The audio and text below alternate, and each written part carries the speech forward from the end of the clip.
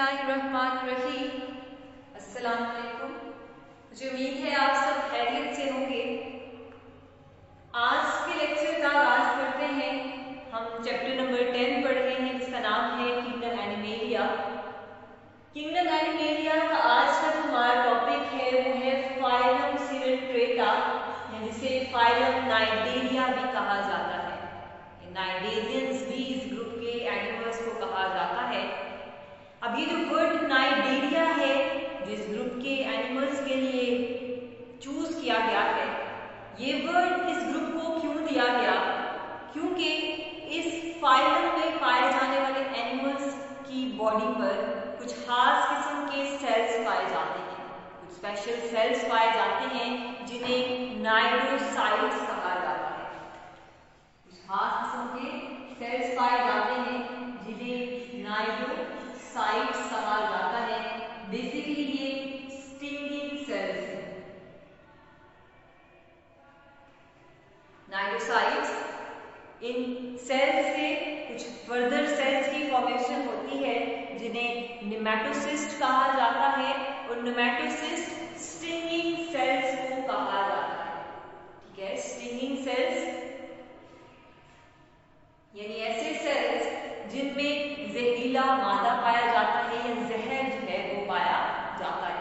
तो ये इस ग्रुप का एक खास कैरेक्टरिस्टिक्स है कि नाइडोसाइट्स जो है कुछ ऐसे सेल प्रोड्यूस करते हैं जिन्हें नेमेटोसिस्ट कहा जाता है, और नेमेटोसिस्ट से स्टिंगिंग सेल्स जो है उनकी फॉर्मेशन देखी जाती है। नेमेटोसिस्ट यानी ऐसे सेल्स जो कि जिनमें जहर पाया जाता है, पॉइजनस मटेरियल पाया जाता है, जो किसी भी दूसरे एनिमल को पैरालाइज कर सकता है।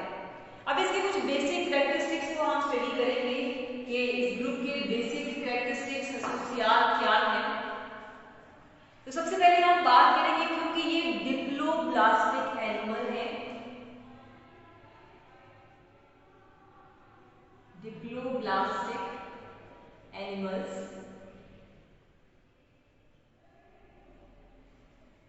यानी ऐसे एनिमल्स जो कि दो सेल की लेयर से मिलकर बनते हैं। एक आउटर लेयर जिसे एक्टोडर्म कहा जाता है और एक इनर लेयर जिसे एंडोडर्म कहा जाता है। यानी जब इन ऑर्गेनिजम्स की डेवलपमेंट होती है, डेवलपमेंट के दरमियान दो लेयर्स देखी जाती हैं, एक्टोडर्म और एंडोडर्म, और इन दो लेयर के सेल से मिलकर ये ऑर्गेनिजम्स हैं बनते हैं। अब ये दो लेयर्स जो है, आउटर लेयर जिसे एक्टोडर्म कहा जाता है और इनर लेयर जिसे एंडोडर्म कहा जाता है, ये दो लेयर से मिलकर ऑर्गेनिजम्स की फॉर्मेशन देखी जाती है। एक्टोडर्म का काम इन एनिमल्स की बॉडी की आउटर कवरिंग जो है वो बनाना है। उसके अलावा कुछ सेल्स जो हैं वो एनिमल्स के अंदर नेमेटोसिस्ट जो है यानी स्टिंगिंग सेल्स जो हैं उसकी फॉर्मेशन में भी रोल प्ले करते हैं। इस एक्टोडर्म का काम इसके एनिमल्स की बॉडी की आउटर लेयर बनाना है, उसके अलावा स्टिंगिंग सेल्स यानी नेमेटोसिस्ट की फॉर्मेशन भी करना है। जबकि एंडोडर्म के फंक्शन की बात की जाए तो एंडोडर्म का काम इनका जो डाइजेशन का पूरा सिस्टम है, इंटरनल सिस्टम जो है, कैविटी जो है, उसकी फॉर्मेशन में रोल प्ले करना है। इन दो लेयर्स के दरमियान एक जेली लाइक फ्लूइड जो है वो पाया जाता है जिसे मिजोग्लिया कहा जाता है। इन दो लेयर्स के दरमियान एक जेली लाइक फ्लूइड पाया जाता है जिसे मिजोग्लिया कहा जाता है। अब अगर हम इन एनिमल्स की बात करें तो इन एनिमल्स की बॉडी में एक ही कैविटी पाई जाती है, और वही कैविटी डाइजेस्टिव सिस्टम के तौर पर भी काम करती है और बॉडी कैविटी के तौर पर भी जानी जाती है। उस एक ही सिंगल कैविटी को गैस्ट्रोवेस्कुलर कैविटी कहा जाता है। जो एक ही सिंगल कैविटी पाई जाती है उसे गैस्ट्रोवेस्कुलर कैविटी कहा जाता है, या फिर इसे एंटीरॉन भी कहा जाता है। इस कैविटी की बॉडी से बाहर एक ही ओपनिंग देखी जाती है जिसे माउथ कहते हैं, यानी बॉडी में टोटल एक ही ओपनिंग है जिसे माउथ कहा जाता है। तो ऐसे एनिमल्स की जो बॉडी है इस ग्रुप के एनिमल्स हैं उनमें सैक लाइक डाइजेस्टिव कैविटी पाई जाती है। सैक लाइक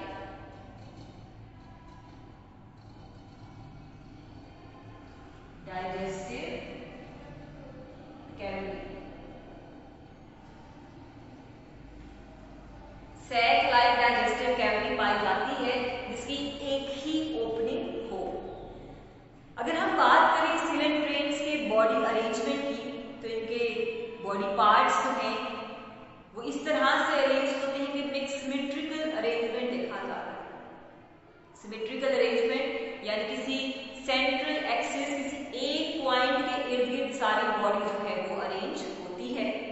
इस सिमेट्रिकल अरेंजमेंट की वजह से अगर हम सिलेंट्रेट्स को कट करें वर्टिकली डिफरेंट हाफ्स में तो हर हाफ दूसरे का मिरर इमेज पेश करेगा, यानी सिलेंट्रेट्स में रेडियल सिमेट्री पाई जाती है।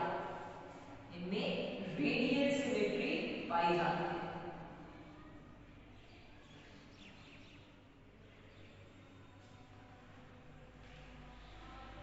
चाहे सिलेंट्रेट्स एक्वेटिक एनवायरनमेंट की मेरीन फॉर्म में पाए जाते हैं या फ्रेश वाटर में, यानी सॉल्ट वाटर में है या फिर फ्रेश वाटर में, दोनों कंडीशंस में ही इनमें रेडियल सिमेट्री देखी जाती है।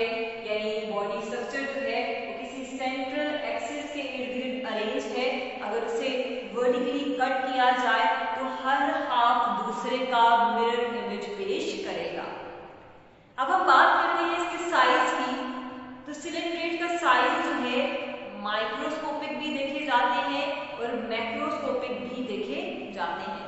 यानी साइज के लिहाज से सिलेंट्रेट्स जो हैं ये माइक्रोस्कोपिक भी हैं और मैक्रोस्कोपिक भी देखे जाते हैं।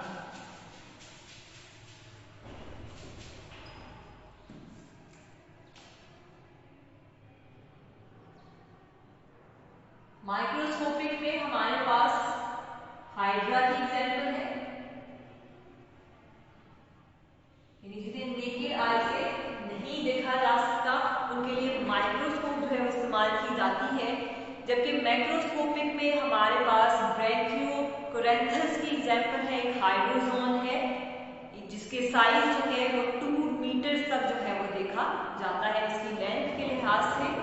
अब नाइटेरियंस जो है ये 2 फॉर्म्स में एग्जिस्ट करते हैं, एक जिन्हें पोलिप्स कहा जाता है, दूसरे जिन्हें मेड्यूसा कहा जाता है। अब ये 2 फॉर्म्स क्या हैं? नाइटेरियंस 2 फॉर्म्स में पाए जाते हैं, एक पोलिप्स है और दूसरे मेड्यूसा है। दोनों में डिफरेंस क्या है? पोलिप्स जो है सिलेंड्रिकल एनिमल्स हैं जिनके फंक्शन की अगर हम बात करें उनका फंक्शन सिर्फ न्यूट्रिशन के लिहाज से देखा जाता है, सिर्फ फूड हासिल करना, और इन्हें एक और नाम भी दिया जाता है, इन्हें गैस्ट्रोजॉइड्स भी कहा जाता है। जबकि मेड्यूसा जो है ये अम्ब्रेला लाइक स्ट्रक्चर में देखे जाते हैं, फ्री स्विमिंग होते हैं, एक जगह से दूसरी जगह आसानी से मूव कर सकते हैं और सेक्सुअल रिप्रोडक्शन के लिहाज से इनका फंक्शन देखा जाता है। यानी मेड्यूसा में गोनेड्स जो है सेक्स ऑर्गन्स जो है वो पाए जाते हैं और ये सेक्सुअल रिप्रोडक्शन में रोल प्ले करते हैं। अब अगर इसकी बात करें नाइटेरियंस में जो एक ही ओपनिंग देखी जाती है, माउथ रीजन है, तो माउथ के इर्द गिर्द टेंटिकल्स पाए जाते हैं।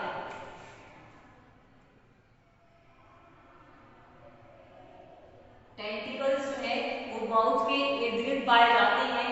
टेंटिकल्स आप कह सकते हैं लंबे लंबे फिंगर लाइक स्ट्रक्चर्स होते हैं जो कि माउथ के इर्द गिर्द जो है वो पाए जाते हैं। टेंटिकल्स में स्टिंगिंग सेल्स यानी नेमेटोसिस्ट जो है वो मौजूद होते हैं, जिन्हें organ of defence and offence भी कहा जाता है। डिफेंस यानी खुद को किसी दूसरे एनिमल से बचाना, जबकि ऑफेंस कहते हैं खुद ही किसी दूसरे एनिमल पर शिकार करना, उसे फूड जो है वो इस्तेमाल करना। तो नेमेटोसिस्ट जो है इस ऑर्गन के तौर पर इस्तेमाल होते हैं, खुद को भी दूसरे एनिमल से बचाते हैं और खुद दूसरे एनिमल्स का शिकार भी करके एज अ फूड इस्तेमाल करते हैं। अगर बात करें सिलेंट्रेट्स की, तो सिलेंट्रेट्स जो है मोस्टली कार्निवोर्स हैं, यानी दूसरे एनिमल्स पर अपने फूड के लिए डिपेंड करते हैं, उनका शिकार करके स्मॉल ऑर्गेनिजम्स जो हैं उनसे अपना फूड हासिल करते करते हैं। अब ये अपना फूड हासिल कैसे करते हैं? इनके टेंटिकल्स में जो स्टिंगिंग सेल्स, पॉइजनस सेल्स पाए जाते हैं, जिन्हें नेमेटोसिस्ट कहा जाता है, जैसे ही कोई दूसरा ऑर्गेनिज्म उन नेमेटोसिस्ट सेल्स के पास आता है, ये फौरी तौर पर उसको पैरालाइज कर देते हैं ताकि वो मूव ना कर सके।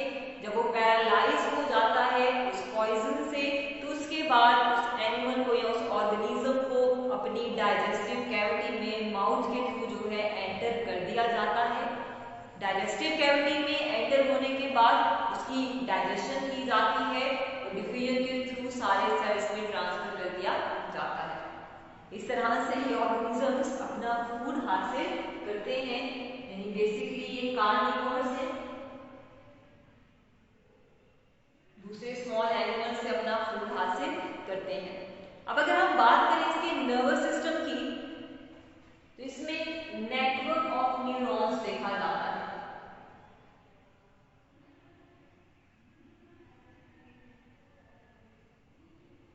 यानी प्रॉपर सेंट्रल नर्वस सिस्टम नहीं है, ब्रेन और स्पाइनल कॉर्ड की फॉर्मेशन नहीं देखी जाती, लेकिन न्यूरॉन्स का, न्यूरॉन के जो सेल्स हैं उनका एक नेटवर्क जो है, नेट जो है वो देखा जाता है बॉडी वॉल के अंदर। तो इस तरह से ये नर्वस सिस्टम जो है वो अपना इस्तेमाल करते हैं।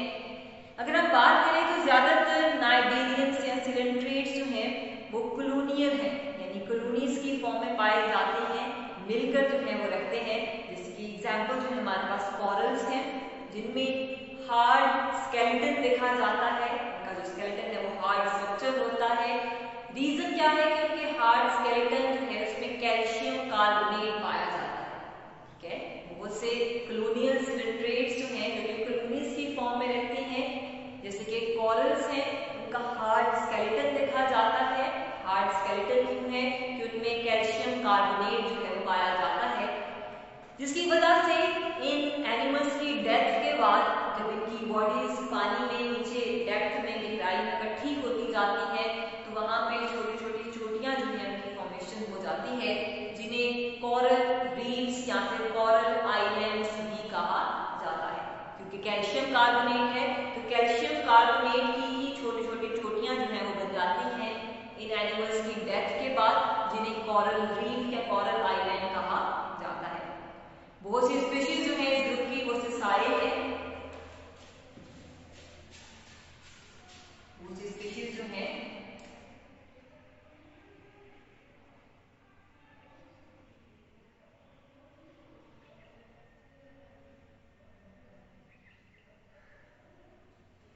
ज्यादातर स्पीशीज में इसकी सिसाइल है, मूव नहीं कर सकती, जैसे कि हाइड्रा है, ओबेडिया है, सी एनीमोन है या फिर कॉरल्स हैं। जबकि कुछ जो है वो फ्री लिविंग भी है, कुछ स्पीशीज जो है वो फ्री लिविंग भी है, मूव भी कर सकती हैं। फ्री लिविंग स्पीशीज में जेली फिशेज जो है इसकी एग्जाम्पल में आ जाती है। कुछ ऐसी स्पीशीज हैं जो सोलिटरी इंडिविजुअल्स हैं, यानी अकेले रहती हैं, ठीक है, सिंगल ऑर्गेनिज्म जो है वो एग्जिस्ट करते हैं, जैसे कि हाइड्रा है, जेली फिशेस हैं, सी एनीमोन है या फिर बहुत सी दूसरी स्पीशीज भी देखी जाती हैं। उसके अलावा कुछ ऐसी हैं जो कॉलोनीज की फॉर्म में, ग्रुप्स की फॉर्म में जो है रहती हैं, जैसे कि फाइसेलिया है या वेलेरिया इसकी एग्जाम्पल है। कॉलोनी की बात करें तो कॉलोनी बेसिकली बहुत से इंडिविजुअल्स की एग्रेशन भी देखी जा सकती है, यानी बहुत से ऑर्गेनिज्म, बहुत से एनिमल्स भी ग्रुप की फॉर्म में रहते हैं, या फिर जॉइंट की फॉर्मेशन में, यानी एक ही ऑर्गेनिज्म की बहुत सी स्पीशीज या एक ही ऑर्गेनिज्म बर्ड्स की फॉर्म में जो है वो कॉलोनीज में एग्जिस्ट करते हैं। पर हर जॉइंट, हर ऑर्गेनिज्म डिफरेंट फंक्शन जो है वो कॉलोनी में परफॉर्म करता है। सिलेंट्रेट्स में अगर रिप्रोडक्शन की बात करें तो इसमें एसेक्सुअल रिप्रोडक्शन भी देखी जाती है और सेक्सुअल रिप्रोडक्शन भी देखी जाती है। एसेक्सुअल रिप्रोडक्शन जो है बर्डिंग के थ्रू देखी जाती है। बर्डिंग यानी एक ऑर्गेनिज्म जो है वो बर्ड्स प्रोड्यूस करता है अपनी बॉडी सरफेस पर, और वो बर्ड्स अलग होकर ग्रो करके बहुत से ऑर्गेनिज्म जो है वो बना देते हैं। जबकि ओबेलिया एक ऐसा नाइडेरियन है जिसमें एसेक्सुअल रिप्रोडक्शन के साथ साथ सेक्सुअल रिप्रोडक्शन का मैकेनिज्म भी देखा जाता है। अगर हम बात करें सिलेंट्रेट के लाइफ साइकिल की, तो इनमें अल्टरनेशन ऑफ जनरेशन भी देखा जाता है। Alternation of generation.